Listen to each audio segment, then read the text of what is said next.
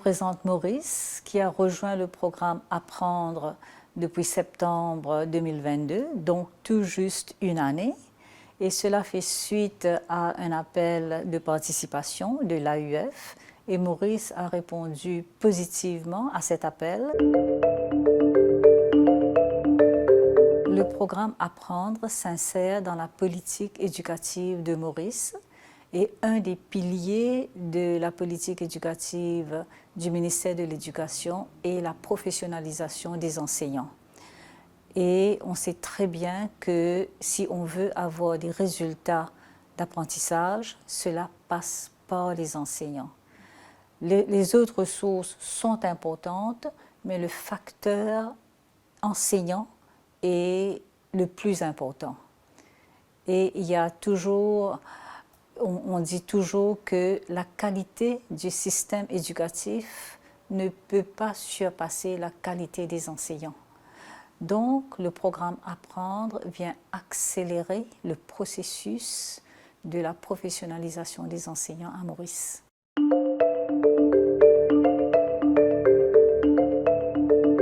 Tout a démarré par l'identification des besoins.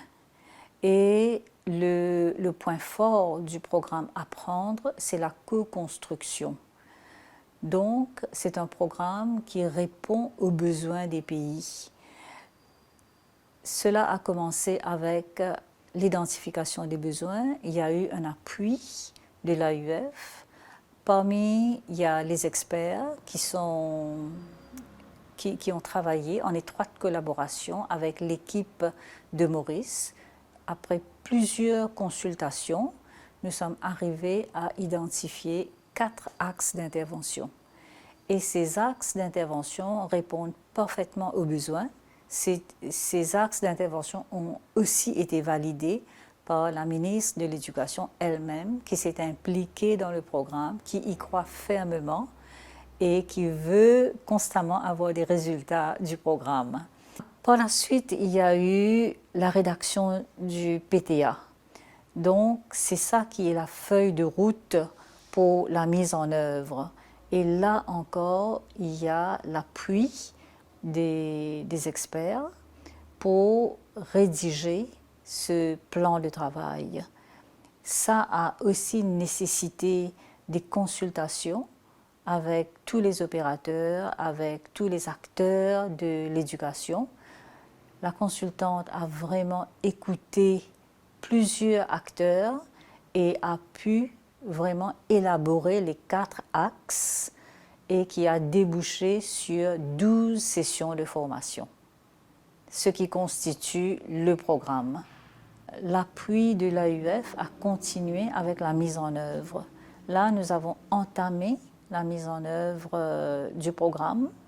Sur 12 sessions de formation, nous avons pu jusqu'ici compléter 4 sessions de formation et tout le long avec l'appui des experts. Il y a aussi eu l'identification des experts pour chacune des formations et les experts ont apporté une très grande contribution. Jusqu'ici, les ateliers ont suscité un très grand intérêt des participants. Les participants ont exprimé une très grande satisfaction pendant ces formations qui ont eu lieu et ils sont très motivés à continuer à partager et à échanger avec leurs pairs. Et là, ce qu'il faudrait mettre en place, il faut mettre en place le mécanisme pour le suivi, pour la pérennisation de ces formations. Ce sera là la prochaine étape. En tant que point focal du programme au ministère de l'Éducation, nous avons mis en place un comité de pilotage. C'est un comité national pour l'exécution du projet, pour le suivi, pour la coordination, pour s'assurer toute la logistique des ateliers et aussi la réflexion. Et ce comité a commencé à travailler dès le départ, c'est-à-dire avant même la rédaction du PTA, que tout le monde a revu ensemble. Et c'est avec ce comité de pilotage que tout le travail va continuer. Le comité collectif assure une pérennisation du suivi du projet. Laisser la charge à une personne uniquement comporte des risques. Ça pourrait apporter à l'effondrement du projet si toutefois la personne n'est plus disponible pour continuer le projet. Participer à cette réunion, pour moi, ça m'a vraiment ouvert les yeux. C'est très révélateur. D'abord, je suis très impressionnée par le nombre d'experts qui sont impliqués par le projet. Ça montre vraiment la force de ce projet qui repose sur une expertise énorme.